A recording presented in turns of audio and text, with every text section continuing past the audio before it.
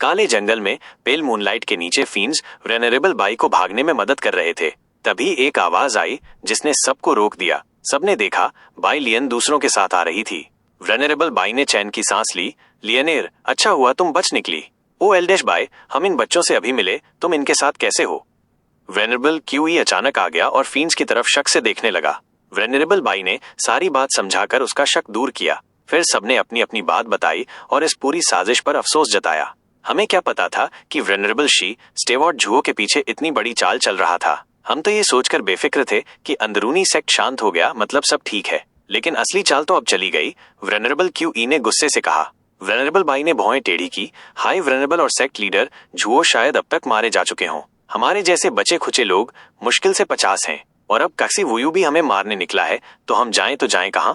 Western lands में तो अब कोई जगह बची ही नहीं। जहां जाएंगे या तो कोई हमें मारेगा या भगा देगा। हमें मजबूर होकर वेस्टर्न लैंड्स छोड़ना होगा और कोई नई जगह ढूंढनी होगी।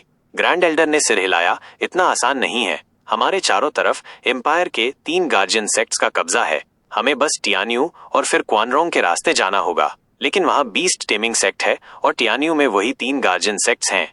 टियान्यू? यू ईयर की आंखें चमक उठी।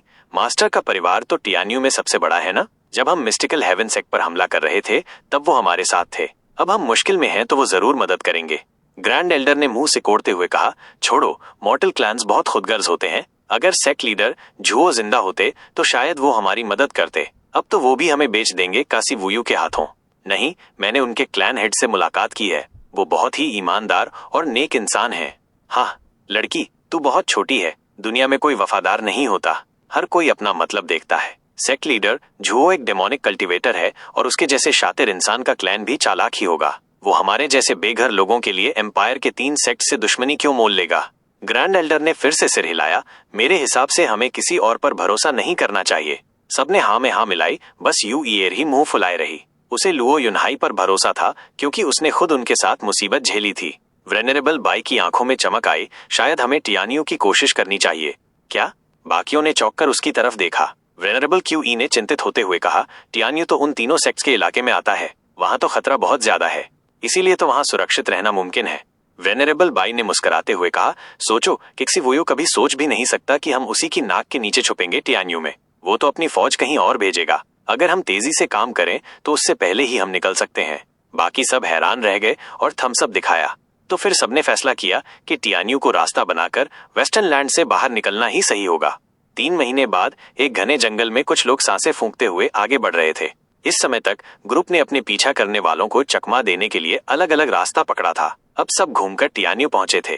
क्या सब लोग आ गए? वेनरेबल बाई ने ऊंची आवाज में पूछा। सबने सिर हिलाया। वेनरेबल बाई, सब मौजूद हैं। तो चलो जल्दी से टियान्यू पार करके क्वानरोंग पहुंचते हैं, वेनरेबल बाई ने आगे बढ़ते हुए कहा। लेकिन वो ज्यादा दूर नहीं जा पाए थे कि तभी एक ठहाका सुनाई दिया। कुछ बूढ़े लोग सोचते हैं कि मिस्टिकल हेवन सेक्ट में जो किया उसका अंजाम नहीं भुगतेंगे। धड़ धड़ाकर कई लोग वहां आ पहुंचे और एथीरियल स्टेज के 100 से ज्यादा एक्सपर्ट ने अपनी ताकत दिखाई। वेनरेबल बाई ने देखा, ये heaven trailing sect, mystical heaven sect और डीमन स्कीमिंग सेक्ट के लोग थे। अब तो मुसीबत में फंस गए। अगर सिर्फ मिस्टिकल हेवन सेक्ट और डीमन स्कीमिंग सेक्ट होते तो शायद लड़ भी लेते, लेकिन हेवन ट्रेलिंग सेक्ट भी आ गया। इतने सारे एक्सपर्ट्स के सामने ये चंद लोग क्या कर पाते? वेनरेबल बाई ने दांत किटकिटाए। हा हा हा, वेनरेबल बाई, तुम डीमन स्कीमिंग सेक्ट में रह चुके हो। वेनरेबल शी की चालाकी को जानते हो। क्या तुमने सोचा था कि वो तुम्हारा प्लान नहीं समझ पाएगा? सबसे सुरक्षित जगह ही सबसे खतरनाक साबित होती है। तुमने हमें खूब घुमाया, लेकिन हम कभी फंसे ही नहीं। एक काले कपड़े वाला एल्डर सामने आया और मजाक उड़ाया। वेनरेबल बाई को पता था कि वो इनर एल्डर है। अब उसे पछतावा हो रहा था कि इतने दिन इधर उधर घूमकर खुद ही अपने लिए जाल बुन लिया। वेनरेबल बाई ने वेनरेबल क्यूआई की तरफ देखा। उसने कहा, ऑल बाई, अब तो लड़ना ही पड़ेगा। लड़ाई? तुम लड़ भी क्या सकते हो? काला एल्डर हंसते हुए बोला, जिस दिन तुमने टियान्यू चुना उसी दिन तुम्हारा अंत तय हो गया। सबको बहुत गुस्सा आया, पर वो मजबूर थे। सच में ये रास्ता उन्हें एक ऐसी जगह ले आया था जहां से कोई वापसी नहीं थी। लेकिन तभी जंगल से एक आवाज आई जिसमें हिकारत साफ झलक रही थी। गलती? असली गलती तो तुमने की है। टियान्यू में आना ही सही फैसला था। क्या? काला एल्डर चौंककर इधर उधर देखने लगा। कौन है? इनका सपोर्ट। कुछ दर्जन लोग, इथेरियल स्टेज एक्सपर्ट्स, जिनमें से 5 तो 5th लेयर से ऊपर थे, सामने आए। यूअर खुश होकर चिल्लाई, एल्डरली, सच में आप? ली जिंगचिन ने हंसते हुए कहा, हम तुम्हारी मदद करने आए हैं। अब सब मिलकर हमला करो। जरूर। वेनरेबल बाई बहुत उत्साहित हुआ। उसे उम्मीद नहीं थी कि इस मुसीबत में उनके मददगार आएंगे। लुओ क्लैन सच में भगवान की तरफ से भेजे गए थे। वेनरेबल बाई का ग्रुप अपनी पूरी ताकत से लपका और ली जिंगटियन की टीम ने बाहर से हमला शुरू किया। पल भर में ही शिकार करने वाले अब खुद शिकार बन गए। काला एल्डर चिल्लाया, तुम कौन होते हो तियानियों के 3 गार्जियन सेक्ट्स को रोकने वाले? हाँ, मुझे 3 सेक्ट्स का ज्यादा नहीं पता, बस इतना जानता हूं कि तुम हमारे मेहमानों के रास्ते में खड़े हो। एल्डर ली ने हंसते हुए एक जोरदार थप्पड़ मारा। सामने वाले ने भी पलटकर हथेली चलाई। धड़ाम। ली जिंगटियन की ताकत बहुत ज्यादा थी। डेमन स्कीमिंग सेक्ट का एल्डर खून थूकता हुआ पीछे गिरा। बाकी सब डर से हिल गए। लुओ क्लैन के 5 एक्सपर्ट आगे बढ़े और जैसे कोई तूफान आ गया हो सबको कुचलते हुए निकले। वेनरेबल बाई के पीछा करने वालों की संख्या भले ही 100 के पार थी, पर लुओ क्लैन और वेनरेबल बाई का साथ मिलकर कुल 60 ही थे। लेकिन उनकी क्वालिटी, ताकत और आत्मविश्वास कहीं ज्यादा था। संख्या कोई मायने नहीं रखती, जब मनोबल गिर जाए तो हार पक्की होती है। आखिरकार जो दुश्मन पहले शिकार कर रहे थे अब खुद इधर उधर भाग रहे थे। उन्हें समझ ही नहीं आ रहा था कि इतनी संख्या के बावजूद वो हार क्यों गए। दूर एक पहाड़ी पर एक आदमी और औरत खड़े थे। लुओ क्लैन की शैडो कॉप्स के लीडर लेई यूटिंग और फोर्सेस के कमांडर यू मिंग। लड़ाई निपटती देख लेई यूटिंग ने सिर हिलाया, बिल्कुल जैसे तुमने कहा था, एल्डर्स ही काफी थे सबको हराने के लिए। यू मिंग की आंखों में चमक आई। जब 2 विरोधी आमने सामने हो तो जो ज्यादा बेरहम हो वही जीतता है। कभी कभी लड़ाई बस एक पल का फैसला होती है, लड़ना या न लड़ना। एल्डर्स ने शुरुआत में ही पूरी ताकत झोंक दी और 20 लोगों में ही सबको हरा दिया। चलो, रेस्क्यू मिशन पूरा हो गया। अब आगे की जिम्मेदारी लेंग वुचांग की है। यू मिंग चला गया और लेई यूटिंग मुस्कुराती हुई उसके पीछे चल पड़ी। कुछ ही दूरी पर एक शहर में लेंग वुचांग और लुओ युनहाई चाय की चुस्की ले रहे थे। क्लैन हेड, आपको तो जरा भी घबराहट नहीं लग रही है? लाउंज में आराम से बैठकर चाय की चुस्की लेते हुए लेंग वुचांग मुस्कुराए और लुओ युनहाई की तरफ देखा। लुओ युनहाई ने शांत भाव से जवाब दिया, सर लेंग की योजना पर जब इतना भरोसा है तो फिर चिंता करने से क्या होगा। लेंग वुचांग मुस्कुराए, क्लैन हेड, आप मुझे इतनी इज्जत देते हैं, इस पर मुझे गर्व होता है। इन सालों में लुओ युनहाई ने हमेशा अपने साथियों पर भरोसा दिखाया था, जिससे ये बुजुर्ग लोग भी खुद को जरूरी समझने लगे और पूरी निष्ठा से जुड़े रहे।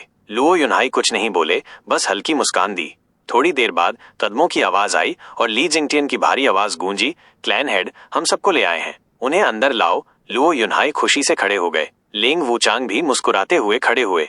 दरवाजा खुला और ली जिंगटियन वेनरेबल बाई के ग्रुप को लाउंज में लेकर आए। लुओ युनहाई को देखते ही सबने हाथ जोड़कर कहा, लुओ क्लैन हेड, समय पर बचाने के लिए धन्यवाद। लुओ युनहाई बोले, कोई बात नहीं, बैठिए।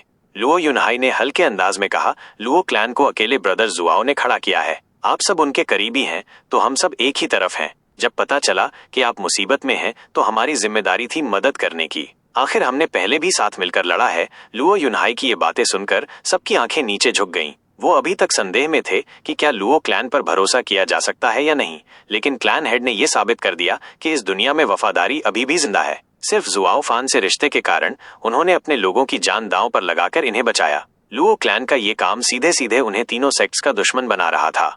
सबको अफसोस हुआ। वेनरेबल बाई आगे बढ़कर झुक गए, लुओ क्लैन हेड, हमने आपको भी इस मुसीबत में घसीट लिया। आप चाहते तो इन झगड़ों से दूर रह सकते थे, लेकिन अब एल्डर बाई, कोई बात नहीं, कोई अगर ब्रदर जुआओ को निशाना बना रहा है तो लुओ क्लैन पहले से ही इसमें शामिल है।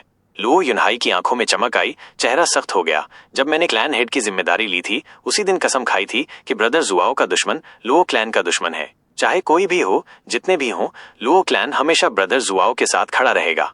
ये सुनकर सब हैरान रह गए। आखिर कैसी दोस्ती थी जो कोई आदमी अपने पूरे क्लैन को एक इंसान के लिए दांव पर लगा दे। स्टुअर्ट जुआओ ने सेक्ट लीडर की कुर्सी क्यों छोड़ी थी, अब सब समझ आ रहा था। ये इंसान सच में उसके साथ चलने लायक था। वेनरेबल बाई और बाकी लोग मन से उसका सम्मान करने लगे। डेमन स्कीमिंग सेक्ट में इतने साल रहकर भी उन्होंने ऐसा इंसान कभी नहीं देखा था। डीमन स्कीमिंग सेक्ट में हर कोई अपना फायदा देखता था, लेकिन लुओ क्लैन एकजुट था। अब उन्हें समझ आया कि जुओ फैन इतने बेताब क्यों थे वापस आने को। बूम, एक जोरदार धमाका हुआ और जमीन कांपने लगी। लाउंज भी जैसे गिरने वाला था। सब घबरा गए और लुओ युनहाई ने चिंतित नजर से लेंग वुचांग की ओर देखा। लेंग वुचांग मुस्कुराए, घबराइए मत, ये बस पीछा कर रहे लोग हैं जो हमारी रक्षा करने वाली फॉर्मेशन पर हमला कर रहे हैं। पीछा करने वाले? वो 100 ethereal stage expert? Venerable QI चौंक कर बोला, ये तो बहुत बुरा है। आम फॉर्मेशन इतने लोगों को रोक नहीं सकती। बाकी सब भी चौकन्ने हो गए, लड़ाई को तैयार। लेंग वुचांग और लुओ युनहाई एक दूसरे की तरफ देखकर मुस्कुराए, चिंता मत कीजिए, मैंने पहले ही अंदाजा लगा लिया था कि आप लोग तियानियों के रास्ते निकलने की कोशिश करेंगे। इसलिए 3 महीने पहले ही मैंने लोगों से 18 फॉर्मेशन बनवाई और वो भी 7th ग्रेड से ऊपर की। वो सभी सीक्रेट स्टोन से चलती हैं और ऊपर से एल्डर्स उन्हें देख रहे हैं, तो उन 100 लोगों से कुछ नहीं होगा। थग्स, वो 100 इथीरियल स्टेज एक्सपर्ट? सब चौंक गए। यह आदमी कौन है जो 100 एक्सपर्ट को ठग कह रहा है? ज्यादा ही घमंडी तो नहीं? इसकी खुद की कल्टीवेशन भी रेडियंट स्टेज की है, या फिर ये भी हाई वेनरेबल की तरह अपनी शक्ति छुपाए बैठा है? फिर सबने देखा कि ली जिंगशन तो वहां नहीं है। सर, अगर हम पूछें? वेनरेबल बाई ने झुककर कहा। लिंग वुचंग ने हाथ जोड़ते हुए जवाब दिया, मैं हूं लिंग वुचंग, तियान्यू से। क्या आप अनवांटेड कंट्राइवर हैं? 3 सेजेस में से एक? वेनरेबल बाई और बाकी लोग दंग रह गए। आपकी तो ख्याति बहुत दूर तक फैली है। लिंग वुचंग ने हाथ हिलाते हुए कहा, नहीं नहीं, एक कल्टीवेटर के तौर पर मैं कुछ नहीं, लेकिन अगर पर्याप्त लोग मेरे पास हों तो मैं किसी को भी हरा सकता हूँ। सच है, आपकी बुद्धि के बारे में तो सब जानते हैं। हमने सोचा भी नहीं था कि आप लुओ क्लैन में होंगे।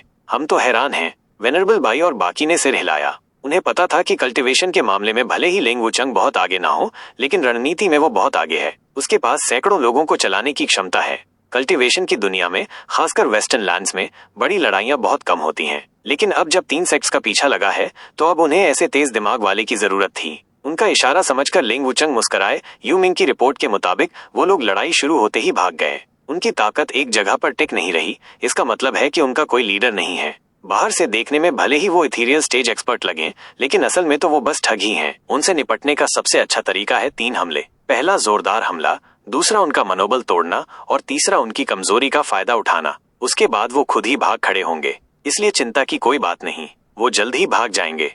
सर लैंग, जो यूमिंग का नाम आपने लिया, क्या वो इंसीडियस डेमन यू गुइकी का डिसिपल है? लिंग वुचांग ने सिर हिलाया। आपने उसका नाम भी सुना है? यू गुइकी तो डेमन स्कीमिंग सेक्ट में शामिल होना चाहता था ताकि हेल वैली को समर्थन मिले, लेकिन उसकी योग्यता कमजोर थी तो किसी ने उसे नहीं माना। फिर वो तियान्यू के 3 सेजेस में से एक बन गया। सिर्फ बुद्धि से नाम कमाना बहुत मुश्किल होता है। हमने कभी सोचा नहीं था कि उसका डिसिपल भी लुओ क्लैन में होगा। अब समझ आया कि 2 सेजेस के साथ लुओ क्लैन इतना आगे कैसे बढ़ा। वेनरेबल बाई ने तारीफ की और बाकी सबने सहमति जताई। लिंग वुचांग और लुओ युनहाई ने एक दूसरे की तरफ मुस्कुराते हुए देखा। 15 मिनट बाद धमाके रुक गए और यूमिंग एल्डर्स के साथ अंदर आए। लिंग वुचांग ने पूछा, खत्म हो गया? मैंने तो कहा था कि जब वो पीछे हटे तो उन पर दोबारा हमला करना ताकि वो और थक जाएं। कोई जरूरत नहीं पड़ी। यूमिंग ने कंधे उचकाए। आप उन्हें पूरी तरह थकाना चाहते थे और स्टुअर्ट जुगे के लिए वक्त खरीदना चाहते थे, लेकिन मैंने उन्हें मना लिया। अब वो जल्दी वापस नहीं आएंगे। काम वही हुआ। लिंग वुचांग मुस्कुराए। मना लिया? हाँ, उनके ग्रुप में हेवन ट्रेलिंग सेक्ट से 65, डेमन स्कीमिंग सेक्ट से 26 और मिस्टिकल हेवन सेक्ट से 11 लोग थे। हम पूरी तरह से उन पर हावी थे और उन्हें खत्म करना कोई मुश्किल नहीं था। लेकिन इससे आपकी योजना खराब हो जाती है ना? तो मैंने अपनी तरफ से 26 डेमन स्कीमिंग सेक्ट के लोगों को मार दिया, 11 मिस्टिकल हेवन सेक्ट के लोगों को बुरी तरह घायल कर दिया और जो हेवन ट्रेलिंग सेक्ट वाले थे उन्हें कह दिया कि मुझे खबर मिली है कि हमारा और उनका समझौता हो गया है। मैंने उन्हें उनके सेक्ट लीडर के पास जाकर खुद पूछने को कहा। लिंग वुचांग ने भौहें उठाई। खबर? मुझे तो कुछ नहीं पता। वो खबर कभी ना कभी आ ही जाएगी, नहीं तो आप मुझे हेवन ट्रेलिंग सेक्ट से लड़ने की छूट नहीं देते। तुम्हें उस पर इतना भरोसा है? एक प्राइम मिनिस्टर के तौर पर फॉरेन अफेयर्स ही उसकी सबसे बड़ी ताकत थी। हंसते हुए यूमिंग ने चाय की प्याली उठाई और पैर ऊपर चढ़ा लिए। लिंग वुचांग भी हंस दिए। सही कहा, उस बूढ़े में यही तो खासियत है। सर लिंग, आप किसके बारे में बात कर रहे हैं? लुओ युनहाई थोड़े परेशान हो गए।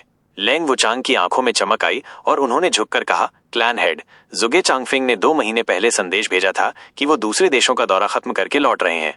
स्टुअर्ट जुगे वापस आ रहे हैं? लुओ युनहाई चौंक गए। लिंग वुचांग मुस्कुराए। मैंने उन्हें हमारे हालात और अपनी योजना के बारे में बताया था और उनसे कहा था कि अभी वापस ना आए बल्कि सीधे हेवन ट्रेलिंग सेक्ट जाएं। Heaven trailing sect? बाकी सब दंग रह गए। वेनरेबल बाई चौंके। लिंग वुचांग मुस्कुराए। हाँ, वही सेक्ट। दरअसल लुओ क्लैन का तीसरा सेज भी है। उसके चतुर दिमाग के सहारे आप सबकी जान बच सकती है। वेनरेबल बाई की आंखें हैरानी से झपक गईं। मेरा मतलब है, अगर तियान्यू के तीनों सेजेस एक साथ कुछ करें तो आपकी ये मुसीबत पूरी तरह पलट सकती है। अगर हमने केवल क्लैन हेड की भावनाओं के हिसाब से पूरा क्लैन भेज दिया होता तो हम इतनी आसानी से आपको बचाने को कभी राजी नहीं होते। लिंग वुचांग ने सिर हिलाया। तो गाइज, इसी के साथ आज का एपिसोड यहीं पर खत्म होता है। वीडियो का दे एंड करने से पहले कुछ बातें डिस्कस कर लेते हैं। 3 सेजेस, एक क्लैन और दुश्मन वो जो खुद को सबसे ताकतवर समझता था। लेकिन असली ताकत न तलवारों में होती है, न कल्टीवेशन में, बल्कि उस दिमाग में होती है जो 100 दुश्मनों को बिना लड़े हरा दे। लुओ क्लैन ने आज ये साबित कर दिया कि भाईचारा, वफादारी और बुद्धि मिल जाए तो तीनों सेक्ट्स को भी घुटनों पर लाया जा सकता है।